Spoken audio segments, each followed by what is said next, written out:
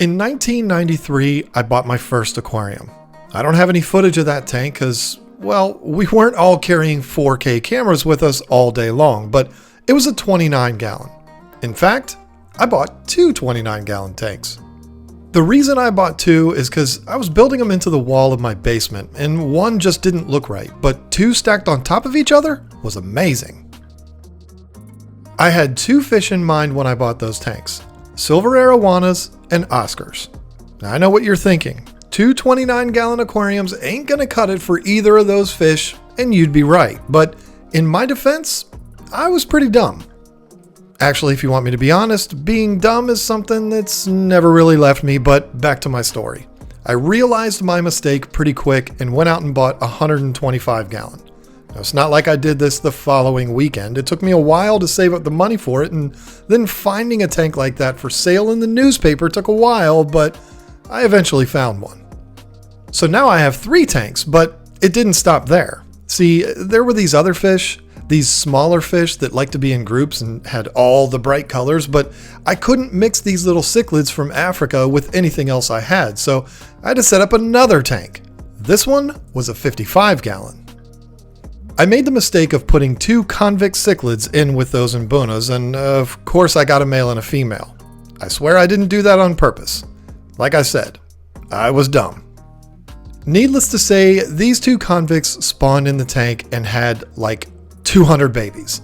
This made them super aggressive towards the Mbunas, so I had to set up another tank for them and the babies. This one was a 20-gallon. Next was Piranha. I don't care what anybody says, piranhas are ugly fish, and they really don't have any personality unless they're in a large group. The only reason I wanted one was to be able to say to my friends, yeah, this is the meanest fish in the world. So stupid. So the ugly piranha went into a 20-gallon, and then I set up another 20-gallon on the same stand. It was one of those double-decker stands, but I'm going to be honest, I have no memory of what I had in that second tank. So at 19 years old, I had two 29s, three 20s, a 55, and a 125. 7 tanks, and boy, let me tell you, life was good. Until it wasn't. At the time I had all these tanks, I was working a full-time job as a cable TV technician. It was a good job, but it was pretty long hours. I was on call 24/7 every day of the year and would have to respond to any major outages, so needless to say, I was out of the house a lot.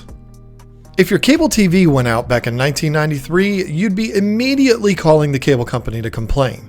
Now you just pick up your tablet, laptop, or phone and continue on with whatever lazy activity you were involved with, but back then, cable TV was all we had.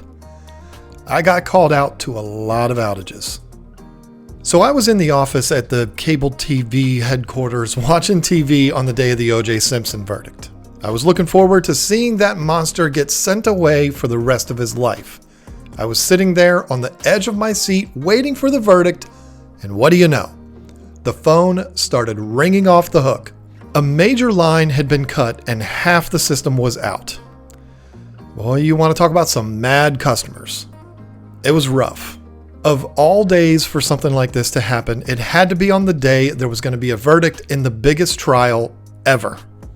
So after I got done fixing the outage and was working on getting over the absolute shock of finding out a man got away with murdering his ex-wife and her friend just because he was good at carrying a football and advertising for Hertz rental car, I finally went home.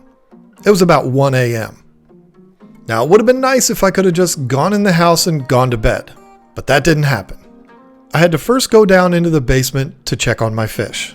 I mean, I had to make sure everything was okay before I went to bed because I wasn't going to sleep otherwise, and that's when I found one of my fish was barely clinging to life. I don't remember what kind of fish it was, but it looked like it was beat up pretty bad, so I had to scramble to find somewhere to put the fish and needed it to be safe for a full day. I had to be back at work at 8 a.m., so the fish needed to be safe till I got home at around 6. Hopefully. Well, it took me about 45 minutes to get this fish situated, and I was finally able to go to bed. So what's the point of me telling you this story? Well, I want to share with you some super stressful parts of this hobby that'll hopefully help you to be better prepared.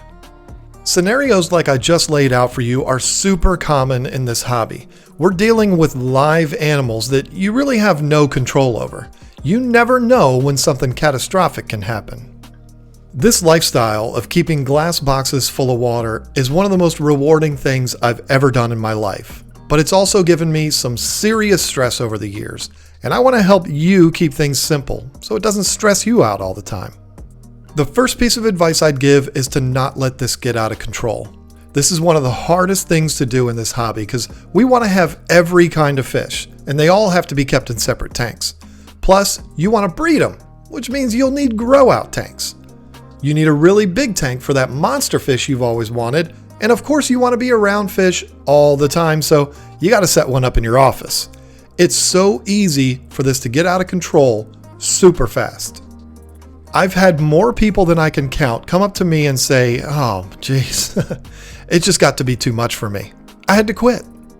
A great example of this is my friend from back in King George, Dave Warren. You might remember him from the series of videos I did about breeding angelfish. He had every nook and cranny of his basement full of tanks and was breeding some amazing fish. Well, I ran into him at the grocery store a couple years after we did those videos, and he said the same thing. It was just too much and too stressful. He had to take a break. And he didn't just cut down on the amount of tanks he had. He shut everything down. He went from having 40 or 50 tanks around his house to 0. I think what we do is we see our tanks and we see how happy they make us. And when we think of getting more, we don't think about the impact it'll have on our daily routine. We just think of the finished product. It's so hard to do this, but keep things simple and don't get in over your head. But John, I can't do that. There's so many cool fish out there to get. Well, yeah, I know, but let me ask you this. Are you into trucks like I am? I know that came out of nowhere, but I promise this will make sense. I love pickup trucks. And oh man, there are some cool trucks out there. Chevy, Ford, Ram, and GMC make all kinds of trucks in all different sizes and colors. They have them with 2 doors, 4 doors, V6, V8, or even diesel. There's awesome trucks for every day of the week. But you know what? I only have one. And you probably do too. Now, I'm not saying you should only have one aquarium. No one can do that. But if you already have 4 or 5, you obsess over them and keep them perfect. Once you add that 6th and 7th, you might be giving the original tanks a little less attention. Then you add an 8th and a 9th, and now you're barely able to keep up with them. Meanwhile, there's algae everywhere, and the fish aren't being taken care of the way they should be. You've got hoses all over the floor. There's that light that broke and's leaning in the corner because we never throw anything away. And there's plenty of empty food and chemical containers all over the place. This place is a dump and really looks like it should be on an episode of Hoarders. You're saying, no way, John. I'd never let mine get that way, but I'm telling you, I've been in more fish rooms than I can count, and there's way more that look like that than the clean and tidy ones. Instead of doing all that and losing control, why not control yourself and keep things simple? Keep them at a level you can easily keep up with the maintenance and have the tanks look the way they should. No one understands how hard this is more than me, I promise, but trust me, it's the best way to keep this hobby as stress-free as possible. Now let's address the elephant in the room, because I know you're thinking, John, you're such a hypocrite. You have a lot of tanks and you've complained about how difficult it is to keep up with. Yes, I have, but I have a few responses to this. First is this is my job. This is how I pay the bills, so I don't have to leave the home for 10 hours and then get home and take care of all my tanks. Second is I have an amazing partner that helps me with this. And third is I'm harder on myself than most people would be because I do all of this in front of all of you on YouTube. My standards are pretty much impossible to keep up with. So listen, if there's one thing I know for absolute certain, it's the more simple you keep this, the more you'll enjoy it. Keep your tanks at a manageable level so it doesn't feel like a job.